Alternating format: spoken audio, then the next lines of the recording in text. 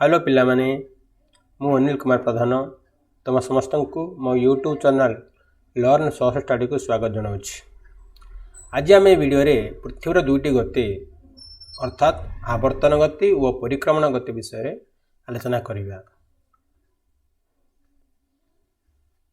पृथ्वी साधारणतः स्थिर थिला बळी जना पड़े, मात्र यह गतिशील।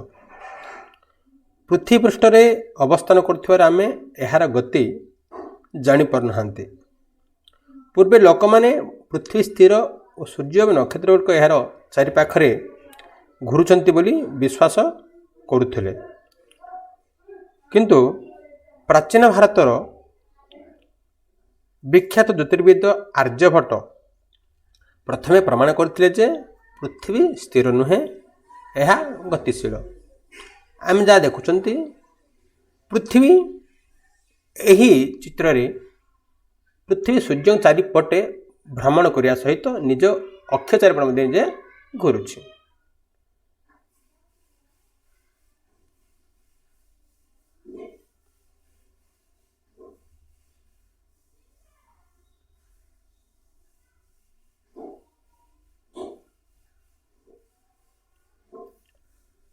आज आलोचना विषय है पृथ्वीर गति,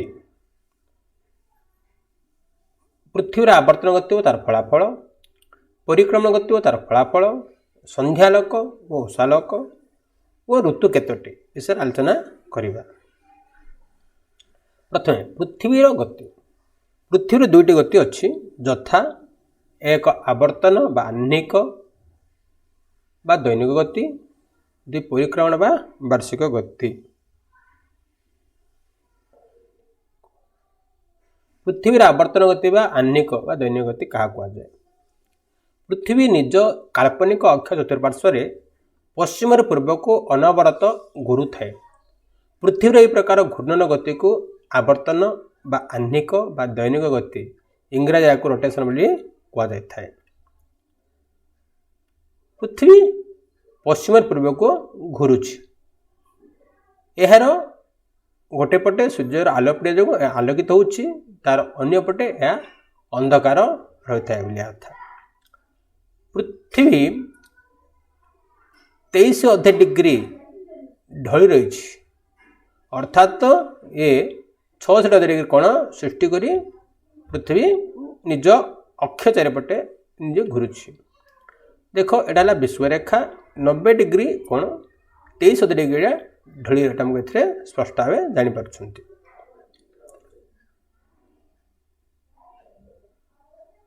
यही आवर्तन गति जो पृथ्वीर कौन सब घटुची, यार फलाफल कौन आम बर्तमान आलोचना करिया। पृथ्वीर आवर्तन गति जो एक है दिन और राति होता है, दुही सूर्यालोक पूर्वाह्न अपराह्न सूर्यास्त एवं मध्यरात्रि होता है, 3 भूपृष्ठ रे वायु प्रभाव घटी थाए, 4 सामुद्रिक स्रोतर दिग परिवर्तन घटी थाए।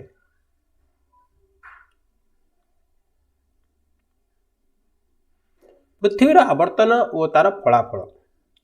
पृथ्वी निज अक्ष चारिपटे आवर्तन करें। एक पूर्ण आवर्तन करने को पृथ्वी प्राय 24 घंटा, वास्तव में 23 घंटा 56 मिनिट 4 सेकंड समय निए। आवर्तन करुवा समय यार मेरु दुईटी स्थिर थाए, तेणु मेरुठारे आवर्तन वेग 0 अटे। मेरुठार विषुवृत्त आड़ को आवर्तन वेग क्रमश वृद्धि पाई थाए एवं विषुवृत्त ठारे यही वेग सर्वाधिक होता है। यही वेग घंटा प्रति 1670 किमी, अर्थात 1 मिनट को प्राय 28 किलोमीटर वेग रे पृथ्वी घुरुए। पृथ्वी अधिक वेग रे गति करथिले मध्य आमको जना पड़े नहीं। यार कारण कौन पिलाने ना, ये गला पृथ्वी आंभ मानक सर्वदा ताहार केन्द्र आड़ को आकर्षण करुथुवारु एवं यह विशाल आयतन विशिष्ट पृथ्वी विशाल आयतन होइथवा जोगु ता सहित पृथ्वी तुलन में मनुष्य अति क्षुद्र होइथवारु यही आवर्तन वेग आदु अनुभूत हुए नहीं। यह छड़ा पृथ्वी पृष्ठ रे थिबा सबु जीव और निर्जीव तथा पृथ्वी पृष्ठ को थिबा वायुमंडल मध्य आम सहित समान वेग रे घुरुता आम जानी पारना। पृथ्वीर आवर्तन जो होता फलाफल गुड़िक है पृथ्वी पृष्ठ दिन राति क्रमश संगठित होता है। प्रत्येक स्थान में सूर्योदय पूर्वाह्न अपराह्न सूर्यास्त और मध्यरात्रि होता है। भूपृष्ठ वायु प्रवाह होता है और समुद्र स्रोत दिग परिवर्तन घटी था। सूर्य सम्मुख अंशटी सूर्य को आलोक पड़ी आलोकित होता है से अंचल दिवा समय गोटे तार अपर से अंधार होता है से रात्र घटी था। आम देखुं जो सूर्यर जो ये अंचल आलोकित होनी अपर पार्श्व तार अंधार हो अंचल आलोकित हो दिन समय और अंधार रात्र समय आम रात्र समय। देखले पिला मैंने जदि आम परीक्षागार में गोटे पेंडु नहीं गोटे बल्ब लगेगा ताहले मोहम्मती जगह बेले तार आलोड़ा केवल गोटे पटे ही पड़ो।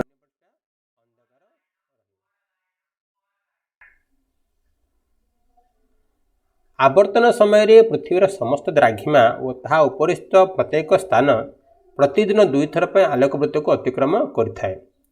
जेतेबेले संयुक्त द्राघिमा रेखाटी पृथ्वीर अंधकार अर्धांश परित्याग कर आलोकित अर्धांश प्रवेश करे सेतेबेले सही द्राघिमा रेखा पर अवस्थित समस्त स्थान में सूर्योदय होता है। यह पूर्व घटी था पूर्व दिगरे तापर संयुक्त द्राघिमाटी आवर्तन क्रम पूर्व दिग को अधिक अग्रगति करने हेतु सही द्राघिमा उपरस्थ सब स्थान दिन क्रमश बढ़ी बढ़ी चले। मध्याह्न हेले द्राघिमाटी सीधासख सूर्य सम्मुख रही है। सूर्योदय ठारू मध्याह्न पर्यंत समय को आम पूर्वाह्न कहवा। मध्याह्न पर पृथ्वी क्रमश अधिक पूर्व दिग गति करने फल से स्थान उपर अपराह्न संध्या और मध्यरात्रि एवं पुनः सकाळ होता है। पृथ्वीर यह आवर्तन फल जेको समय ताहार भूपृष्ठर अर्धेक अंश आलोक और अर्धेक अंश अंधार रहे अर्थात जो अर्धांश सूर्य आड़क रहे सेठारे दिन हुए और जो अर्धांश सूर्यर विपरीत दिगरे रहे सेठारे राति हुए। यही आलोकित अर्धांश एवं अंधकार अर्धांशर संधि स्थल सृष्टि होता वृत्ताकार आलोक बलय को आम आलोकावृत्त बा सर्कल ऑफ इल्यूमिनेशन बा छायावृत्त सर्कल ऑफ शेडो बोली कहते। देखिए बर्तमान आलोकावृत्त बा छायावृत्त अंचल बर्तमान चित्र देखिए आम देख पे ये आलुओ पड़ी अंचलटा अंधार ये जो रेखाटा देखा आम कह आलोकावृत्त रेखा बोलिकी आम कह और जो कला माने आलुओ और अंधार संधिरा करवा आलोकावृत्त बा छायावृत्त बोली आम कहवा था। बर्तमान देखिए परिक्रमण बा वार्षिक गति क्या कहुए। परिक्रमण बा वार्षिक गति कहले पृथ्वी निज अक्षदंड चतुर्पार्श्व आवर्तन करने संगे संगे एक निर्दिष्ट उपकारावृत पथरे सूर्य को प्रदक्षिण करें। पृथ्वीर यही गति को परिक्रमण बा वार्षिक गति इंग्राजी में रिवोल्यूशन कहता है।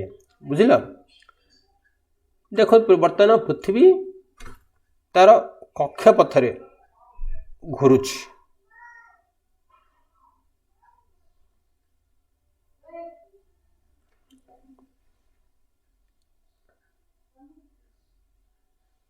अर्थात सूर्य स्थिर पृथ्वी अन्य ग्रह मान भली सूर्य चतुर्पार्श्व एक निर्दिष्ट कक्षपथरे घुरुची। यही कक्षपथर दूरता है 96 कोटी किलोमीटर। पृथ्वी घंटा को प्राय 1,09,500 किमी अर्थात प्रति सेकेंडरे प्राय 30 अधा किमी बेगरे परिक्रमण करिथाए। निज कक्षरे गति करुवा बेले पृथ्वीर मेरुरेखा सर्वदा ध्रुवतारा अभिमुख रही थाए अर्थात ध्रुवताराटी उत्तर दिग थाए यह उत्तर दिग को सम्मुखीन होता है। यहाँ आम कक्षपथ यार ये पृथ्वी संपूर्ण घूरी घूरी आसे कि घूरिया समय 23 अधा डिग्री कोण सृष्टि करें 23 अधा डिग्री ढली रही था बुझिपारे पे। तापर हम देखा बर्तमान पृथ्वीर परिक्रमण गति और तार फलाफल कौन। पृथ्वी निजर अक्षदंड चतुर्पार्श्व आवर्तन करने सहित निजर उपवृत्ताकार कक्षपथरे सूर्यर चतुर्पार्श्व प्रदक्षिण करे। आम यह जानते ଏହାକୁ ପୃଥିବୀର ପରିକ୍ରମଣ ଗତି ବୋଲି କୁହାଯାଏ। ପୃଥିବୀର ପରିକ୍ରମଣ ହେତୁ 4ଟି ଋତୁ ସମ୍ଭବିତ ହୋଇଥାଏ। ଉପବୃତ୍ତାକାର ପଥର ନାଭି କେନ୍ଦ୍ରରେ ଅର୍ଥାତ୍ ମଧ୍ୟଭାଗରେ ସୂର୍ଯ୍ୟ ଅବସ୍ଥାନ ହୋଇଥାଏ। ସୂର୍ଯ୍ୟକୁ ସମ୍ପୂର୍ଣ୍ଣ ଭାବେ ଥରେ ପ୍ରଦକ୍ଷିଣ କରି ଆସିବାକୁ ପୃଥିବୀକୁ 365 ଦିନ ବା 1 ବର୍ଷ ସମୟ ଲାଗେ। ସଠିକ୍ ଭାବେ କହିବାକୁ ଗଲେ ଏହା 365 ଦିନ 5 ଘଣ୍ଟା 48 ମିନିଟ 45 ସେକେଣ୍ଡ ସମୟ ଲାଗିଥାଏ। 1 ବର୍ଷର ସମୟ ହିସାବ କଲାବେଳେ ହିସାବର ସୁବିଧା ପାଇଁ ଆମେ ବଳକା 1/4 ଦିନ ବା ପ୍ରାୟ 6 ଘଣ୍ଟା ସମୟ ହିସାବକୁ ନେଇନଥାଉ। ଏହି ବଳକା 6 ଘଣ୍ଟା ସମୟ ପ୍ରତି 4 ବର୍ଷରେ 24 ଘଣ୍ଟା ବା 1 ଦିନ ହୁଏ। ଏହାକୁ ସେହି ବର୍ଷର ଫେବୃଆରୀ ମାସରେ ଯୋଗ କରାଯାଏ। ତା ଫଳରେ ଏ ଫେବୃଆରୀ ମାସର ଦିନ ସଂଖ୍ୟା 29 ଦିନକୁ ହୋଇଥାଏ। ସାଧାରଣତଃ ଫେବୃଆରୀ ମାସ 28 ଦିନ ଥାଏ, କିନ୍ତୁ ସେହି ବର୍ଷକୁ ଆମେ ଅଧିବର୍ଷ କହିଥାଉ ବା ଲିପ୍ ଇୟର। ଯେଉଁ ବର୍ଷ ଫେବୃଆରୀ ମାସ 29 ଦିନ ହୁଏ ତାକୁ ଆମେ ସେହି ବର୍ଷକୁ ଆମେ କ'ଣ କହିବା? ଅଧିବର୍ଷ ବା ଲିପ୍ ଇୟର ବୋଲି କହିବା। ଯେଉଁ ମସିହାଟି 4 ଦ୍ୱାରା ସମ୍ପୂର୍ଣ୍ଣ ବିଭାଜ୍ୟ ସେହି ବର୍ଷଟି ଅଧିବର୍ଷ ବା ଲିପ୍ ଇୟର ହୋଇଥାଏ। ଏବେ ଦେଖିବା ପିଲାମାନେ, ମାନେ ପ୍ରତ୍ୟେକ ବର୍ଷ ତ କୁହାଗଲା 4 ଦ୍ୱାରା ବିଭାଜ୍ୟ, ଠିକ୍ ସେଇଭଳି ଶତାବ୍ଦୀ ବିଷୟ ଦେଖିବା। ପ୍ରତ୍ୟେକ ଶତାବ୍ଦୀ ବର୍ଷ 4 ଦ୍ୱାରା ବିଭାଜ୍ୟ ହେଲେ ମଧ୍ୟ ଅଧିବର୍ଷ ହୋଇନଥାଏ। ଏହାର କାରଣ କ'ଣ ଦେଖିବା। ଯେଉଁ ଶତାବ୍ଦୀ ବର୍ଷ 400 ଦ୍ୱାରା ବିଭାଜ୍ୟ ତାହା ଏକ ଅଧିବର୍ଷ ଅଟେ। ଉଦାହରଣ ସ୍ୱରୂପ 1900 ବା 21 ମସିହା 4 ଦ୍ୱାରା ବିଭାଜ୍ୟ ହେଲେ ମଧ୍ୟ ଅଧିବର୍ଷ ନୁହେଁ। ମାତ୍ର 2000 ମସିହା ଓ 2400 ମସିହା ଅଧିବର୍ଷ ଅଟେ। ବୁଝିପାରିଲ? କ'ଣ ଦେଖିବା ପିଲାମାନେ, ପରିକ୍ରମଣ ଓ ତା'ର ଫଳାଫଳ କ'ଣ? ପରିକ୍ରମଣ ଯୋଗୁଁ ଦିବା ଓ ରାତ୍ରର ହ୍ରାସ ବୃଦ୍ଧି ଘଟିଥାଏ, ଋତୁ ପରିବର୍ତ୍ତନ ଘଟିଥାଏ, ସୂର୍ଯ୍ୟର ଉତ୍ତରାୟନ ଗତି ଓ ଦକ୍ଷିଣାୟନ ଗତି ସମ୍ଭବ ହୋଇଥାଏ। ଆମେ ଜାଣିଛନ୍ତି ଯେ ମାର୍ଚ୍ଚ 21 ଓ ସେପ୍ଟେମ୍ବର 23 ତାରିଖରେ ସୂର୍ଯ୍ୟରଶ୍ମି ବିଷୁବବୃତ୍ତ ଉପରେ ସିଧାସଳଖ ପଡ଼ିଥାଏ। ଏହି 2ଟି ଦିନ ଉଭୟ ଗୋଳାର୍ଦ୍ଧ ସୂର୍ଯ୍ୟଠାରୁ ସମାନ ଦୂରରେ ଥାନ୍ତି। ତେଣୁ ଉଭୟ ଗୋଳାର୍ଦ୍ଧରେ ଦିନ ଓ ରାତି ସମାନ ହୋଇଥାଏ। ଏଣୁ ଏହି ଉଭୟ ଦିନ ସମଦ୍ୱିରାତ୍ରି ବୋଲି ଆମେ କହିଥାନ୍ତି। ଠିକ୍ ସେହିଭଳି ଜୁନ୍ 21 ତାରିଖରେ ସୂର୍ଯ୍ୟ କର୍କଟ ରେଖା ଉପରେ ଓ ଡିସେମ୍ବର 22 ତାରିଖରେ ସୂର୍ଯ୍ୟ ମକର କ୍ରାନ୍ତି ଉପରେ ଅବସ୍ଥାନ କରିଥାନ୍ତି।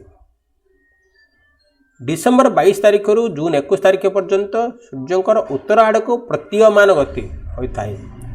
ଏହାକୁ ସୂର୍ଯ୍ୟଙ୍କର ଉତ୍ତରାୟଣ ଗତି କୁହାଯାଏ। ଠିକ୍ ସେହିଭଳି ଜୁନ୍ 21 ତାରିଖରୁ ଡିସେମ୍ବର 22 ତାରିଖ ପର୍ଯ୍ୟନ୍ତ ସୂର୍ଯ୍ୟଙ୍କର ଦକ୍ଷିଣ ଆଡ଼କୁ ପ୍ରତୀୟମାନ ଗତି ହୋଇଥାଏ। ଏହାକୁ ସୂର୍ଯ୍ୟଙ୍କର ଦକ୍ଷିଣାୟନ ଗତି କୁହାଯାଇଥାଏ। ବର୍ତ୍ତମାନ ଦେଖିବା ପୃଥିବୀର ପରିକ୍ରମଣ ଓ ଋତୁ ପରିବର୍ତ୍ତନ କିଭଳି ହୋଇଥାଏ। ଆମେ ବର୍ତ୍ତମାନ ଏଠି ଆଲୋଚନା କରିବା। ଦେଖ ପିଲାମାନେ, ଆମେ ଏଠି କହିବାକୁ ଗଲେ ପ୍ରତ୍ୟେକ ବର୍ଷ ଜୁନ୍ ମାସ 21 ତାରିଖ ବେଳକୁ ପୃଥିବୀର ଉତ୍ତର ଗୋଳାର୍ଦ୍ଧଟି ସୂର୍ଯ୍ୟ ଆଡ଼କୁ ଆନତ ରହିଥାଏ। ଏହି ଦିନ କର୍କଟ କ୍ରାନ୍ତି ଅର୍ଥାତ୍ 23 ଡିଗ୍ରୀ ଉତ୍ତର ଅକ୍ଷାଂଶ ଉପରେ ସୂର୍ଯ୍ୟ ରଶ୍ମି ଲମ୍ବା ଭାବେ ପଡ଼ିଥାଏ। ଏହି ଦିବସଟି ଗ୍ରୀଷ୍ମ ଆୟନାନ୍ତ ଦିବସ ବୋଲି କୁହାଯାଏ। ସେତେବେଳେ ଉତ୍ତର ଗୋଳାର୍ଦ୍ଧରେ ତାପମାତ୍ରା ଅଧିକ ହୋଇଥାଏ, ତେଣୁ ସେଠାରେ ଗ୍ରୀଷ୍ମ ଋତୁ ସମ୍ଭବ ହୋଇଥାଏ ଏବଂ ଠିକ୍ ସେହି ସମୟରେ ଦକ୍ଷିଣ ଗୋଳାର୍ଦ୍ଧଟି ସୂର୍ଯ୍ୟଙ୍କ ଠାରୁ ଦୂରରେ ରହିଥାଏ, ତେଣୁ ସେଠାରେ କମ୍ ତାପମାତ୍ରା ଅନୁଭୂତ ହୁଏ। ସେତେବେଳେ ଦକ୍ଷିଣ ଗୋଳାର୍ଦ୍ଧରେ ଶୀତ ଋତୁ ସମ୍ଭବିତ ହୋଇଥାଏ। ଠିକ୍ ଦେଖିବା ବର୍ତ୍ତମାନ ଡିସେମ୍ବର 22 ତାରିଖ ଦିନ ପୃଥିବୀର ଦକ୍ଷିଣ ଗୋଳାର୍ଦ୍ଧଟି ସୂର୍ଯ୍ୟଙ୍କ ନିକଟବର୍ତ୍ତୀ ହୋଇଥାଏ ଏବଂ ସୂର୍ଯ୍ୟରଶ୍ମି 23 ଡିଗ୍ରୀ ଦକ୍ଷିଣ ଅକ୍ଷାଂଶ ବା ମକର କ୍ରାନ୍ତି ଉପରେ ପଡ଼ିଥାଏ। ସେହି ଦିନଟିକୁ ଆମେ ଶୀତ ଆୟନାନ୍ତ ଦିବସ ବୋଲି କହିଥାଉ। ସେହି ସମୟରେ ଦକ୍ଷିଣ ଗୋଳାର୍ଦ୍ଧରେ ଅଧିକ ଉତ୍ତାପ ପାଇଥିବା ଯୋଗୁଁ ଦକ୍ଷିଣ ଗୋଳାର୍ଦ୍ଧରେ ଗ୍ରୀଷ୍ମ ଋତୁ ହୋଇଥାଏ ଏବଂ ଉତ୍ତର ଗୋଳାର୍ଦ୍ଧଟି ସୂର୍ଯ୍ୟଙ୍କ ଠାରୁ ଦୂରରେ ଅବସ୍ଥିତ ହୋଇଥାଏ, ଯାହାଦ୍ୱାରା ଏଠାରେ କମ୍ ଉତ୍ତାପ ପାଇଥାଏ ଏବଂ ସେଠାରେ ବସନ୍ତ ଋତୁ ଅନୁଭୂତ ହୋଇଥାଏ। ଆମେ ବର୍ତ୍ତମାନ ଦେଖିବା ମାର୍ଚ୍ଚ 21 ତାରିଖ ଏବଂ ସେପ୍ଟେମ୍ବର 23 ତାରିଖ ଦିନ ପୃଥିବୀର ଉଭୟ ଗୋଳାର୍ଦ୍ଧ ସୂର୍ଯ୍ୟଙ୍କ ଠାରୁ ଠିକ୍ ସମାନ ଦୂରରେ ଅବସ୍ଥିତ ହୋଇଥାନ୍ତି। ଏଠାରେ ଦିନର ସମୟ 12 ଘଣ୍ଟା ଓ ରାତ୍ର ସମୟ ମଧ୍ୟ 12 ଘଣ୍ଟା ହୋଇଥାଏ। ତେଣୁକରି ଏହି ମାର୍ଚ୍ଚ 21 ତାରିଖ ଏବଂ ସେପ୍ଟେମ୍ବର 23 ତାରିଖକୁ ଆମେ ସମଦିବାରାତ୍ର ଦିବସ ବୋଲି କହିଥାଉ। ସେହି ସମୟରେ ଉତ୍ତର ଗୋଳାର୍ଦ୍ଧରେ ବସନ୍ତ ରହିଥିବା ବେଳେ ମାର୍ଚ୍ଚ 21 ତାରିଖରେ ଦକ୍ଷିଣ ଗୋଳାର୍ଦ୍ଧରେ ଶରତ ଋତୁ ଏବଂ ସେପ୍ଟେମ୍ବର 23 ତାରିଖରେ ଉତ୍ତର ଗୋଳାର୍ଦ୍ଧରେ ଶରତ ଋତୁ ହୋଇଥିବା ବେଳେ ଦକ୍ଷିଣ ଗୋଳାର୍ଦ୍ଧରେ ବସନ୍ତ ଋତୁ ହୋଇଥାଏ। ବୁଝିପାରିଲ ପିଲାମାନେ? ସୂର୍ଯ୍ୟର କକ୍ଷପଥଟି ସୂର୍ଯ୍ୟଙ୍କ ଠାରୁ ଆମେ ସମାନ ଦୂରରେ ନଥାଏ। ବେଳେବେଳେ ପୃଥିବୀ ସୂର୍ଯ୍ୟ ନିକଟବର୍ତ୍ତୀ ହୋଇଥାଏ। ସେହି ଅବସ୍ଥିତିକୁ ଆମେ କହିବା ଅନୁସୂର ଅବସ୍ଥାନ ବା ଇଂରାଜୀରେ ପେରିହିଲିୟନ। ଏହା ଜାନୁଆରୀ ମାସ 3 ତାରିଖରେ ଘଟିଥାଏ। ସେହି ସମୟରେ ପୃଥିବୀ ଓ ସୂର୍ଯ୍ୟ ମଧ୍ୟରେ ଦୂରତା 147.1 ମିଲିୟନ କିଲୋମିଟର ହୋଇଥାଏ। ଠିକ୍ ସେହିଭଳି ଜୁଲାଇ 4 ତାରିଖ ଦିନ ପୃଥିବୀ ଓ ସୂର୍ଯ୍ୟଙ୍କ ଅବସ୍ଥାନକୁ ଆମେ ଅପସୂର ଅବସ୍ଥାନ ଅର୍ଥାତ୍ ପୃଥିବୀ ଓ ସୂର୍ଯ୍ୟ କିଛି ଦୂରରେ ଅବସ୍ଥିତ ହୋଇଥାନ୍ତି, ତାହାକୁ ଇଂରାଜୀରେ ଆଫିଲିଏନ୍ କୁହାଯାଏ। ସେହି ତାରିଖ ଦିନ ପୃଥିବୀ ଓ ସୂର୍ଯ୍ୟ ମଧ୍ୟରେ ଦୂରତା 152.1 ମିଲିୟନ କିଲୋମିଟର ଥାଏ।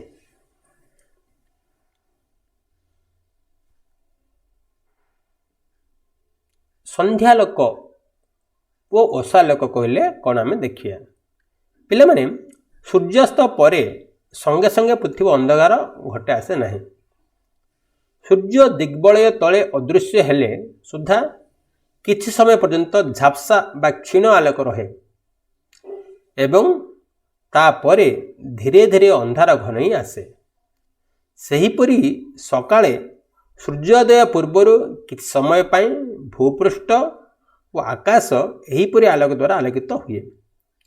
ସୂର୍ଯ୍ୟାସ୍ତ ପରବର୍ତ୍ତୀ ସମୟର ଏହି ଆଲୋକକୁ ଆମେ ସନ୍ଧ୍ୟାଲୋକ ଓ ସୂର୍ଯ୍ୟୋଦୟ ପୂର୍ବରୁ ଏହାକୁ ଉଷାଲୋକ ବୋଲି କହିଥାଉ। ସୂର୍ଯ୍ୟୋଦୟ ପୂର୍ବରୁ ଓ ସୂର୍ଯ୍ୟାସ୍ତ ପରେ ସୂର୍ଯ୍ୟ ଦିଗ୍ବଳୟରେ କିଛି ନିମ୍ନରେ ଥିଲେ ସୁଦ୍ଧା ସୂର୍ଯ୍ୟରଶ୍ମି ବାୟୁମଣ୍ଡଳସ୍ଥ ଧୂଳିକଣାମାନଙ୍କରେ ପ୍ରତିଫଳିତ ଓ ବିକ୍ଷିପ୍ତ ହୋଇ ପୃଥିବୀକୁ କିଞ୍ଚିତ ପରିମାଣରେ ଆଲୋକିତ କରିଥାଏ। ସୂର୍ଯ୍ୟ ଦିଗ୍ବଳୟରେ 18 ଡିଗ୍ରୀ ନିମ୍ନକୁ ଯିବା ପର୍ଯ୍ୟନ୍ତ ଆମେ ସନ୍ଧ୍ୟାଲୋକ ପାଇପାରୁ। ପ୍ରଭାତ କାଳରେ ସେହିପରି ସୂର୍ଯ୍ୟ ଦିଗ୍ବଳୟରେ 18 ଡିଗ୍ରୀ ନିମ୍ନକୁ ଆସିଗଲେ ଉଷାଲୋକ ମିଳିଥାଏ। ବୁଝିଲେ ପିଲାମାନେ? ଏଠି ଦେଖିବା ଆମେ ତାର ଉଷାଲୋକର ଗୋଟେ ଚିତ୍ର। ସକାଳ ଏଇଟା ସନ୍ଧ୍ୟା ସମୟରେ ଆମର ସନ୍ଧ୍ୟାଲୋକର ଗୋଟେ ଚିତ୍ର ଏଠି ତୁମେ ଦେଖିବାକୁ ପାଇପାରିଲ। ବର୍ତ୍ତମାନ ଦେଖିବା ଋତୁ କେତୋଟି। ପିଲାମାନେ, ଆମେ ସବୁ ଜାଣିଛନ୍ତି ଯେ ଗୋଟିଏ ବର୍ଷ ମଧ୍ୟରେ 6ଟି ଋତୁ ରହିଛି। ସେଗୁଡ଼ିକ ହେଲା ଗ୍ରୀଷ୍ମ, ବର୍ଷା, ଶରତ, ହେମନ୍ତ, ଶୀତ ଓ ବସନ୍ତ। କିନ୍ତୁ ମାତ୍ର ପୃଥିବୀର ପରିକ୍ରମଣ ହେତୁ ଆମେ କେବଳ 4 ଋତୁ ହିଁ ଦେଖିଲେ। ସେଠାରେ ସେଗୁଡ଼ିକ ଲେଖିଲେ ଗ୍ରୀଷ୍ମ, ଶରତ, ଶୀତ ଓ ବସନ୍ତ। ଉତ୍ତର ଗୋଳାର୍ଦ୍ଧରେ ଗ୍ରୀଷ୍ମ ଋତୁ ଅନୁଭୂତ ହେଲା ବେଳେ ଦକ୍ଷିଣ ଗୋଳାର୍ଦ୍ଧରେ ଶୀତ ଋତୁ ଏବଂ ଉତ୍ତର ଗୋଳାର୍ଦ୍ଧରେ ବସନ୍ତ ହେବା ସମୟରେ ଦକ୍ଷିଣ ଗୋଳାର୍ଦ୍ଧରେ ଶରତ ଋତୁ ହୋଇଥାଏ। ବର୍ଷା ଓ ହେମନ୍ତ ଋତୁ ଭୌଗୋଳ ଦୃଷ୍ଟିକୋଣରୁ ଋତୁ ପର୍ଯ୍ୟାୟଭୁକ୍ତ କରାଯାଏ ନାହିଁ। ଅର୍ଥାତ୍ ବର୍ଷା ଋତୁ ଓ ହେମନ୍ତ ଋତୁ ଏହି ପରିକ୍ରମଣ ଯୋଗୁଁ ଘଟେ ନାହିଁ ବୋଲି କରାଯାଇଛି। କାରଣ ପୃଥିବୀର ବିଭିନ୍ନ ଅଞ୍ଚଳରେ ବର୍ଷାର କୌଣସି ନିର୍ଦ୍ଦିଷ୍ଟ ସମୟ ନାହିଁ। ଆମ ଦେଶରେ ମୌସୁମୀ ବାୟୁର ପ୍ରଭାବରେ ଜୁଲାଇ ଓ ଅଗଷ୍ଟ ମାସରେ ଅର୍ଥାତ୍ ଗ୍ରୀଷ୍ମ କାଳରେ ଅଧିକ ବର୍ଷା ହୁଏ ବୋଲି ଆମେ ଏହି 2 ମାସକୁ ବର୍ଷା ଋତୁ ବୋଲି କହିଥାଉ। କାର୍ତ୍ତିକ ଓ ମାର୍ଗଶିର ମାସ ଅର୍ଥାତ୍ ନଭେମ୍ବର ମଧ୍ୟଭାଗରୁ ଡିସେମ୍ବର ମଧ୍ୟଭାଗ ପର୍ଯ୍ୟନ୍ତ ଶୁଷ୍କ ବାୟୁ ରହେ ଓ ସାମାନ୍ୟ ଶୀତ ଅନୁଭୂତ ହୁଏ। ଆମେ ଏହାକୁ ହେମନ୍ତ ଋତୁ ବୋଲି କହିଥାଉ। ମାତ୍ର ଶୀତ ପ୍ରଧାନ ଦେଶରେ ଶରତ ଋତୁ ପରେ ପରେ ପ୍ରଚଣ୍ଡ ଶୀତ ଆରମ୍ଭ ହୋଇଥାଏ।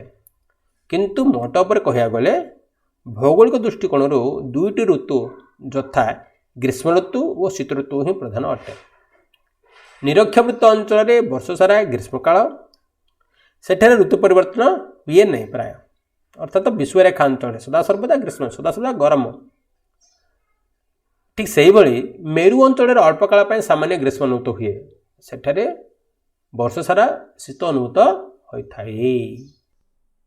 आशा करुछि तुम मानक ये वीडियो पसंद लगी जदि सब्सक्राइब करना ताले ए चैनल को सब्सक्राइब करनियंतु एवं सांगसाथी मान मध्य शेयर करंतु निज मतामत को कमेंट बॉक्स माध्यम लिखि पठांतु पुणी देखा अन्य एक नया वीडियो सहित।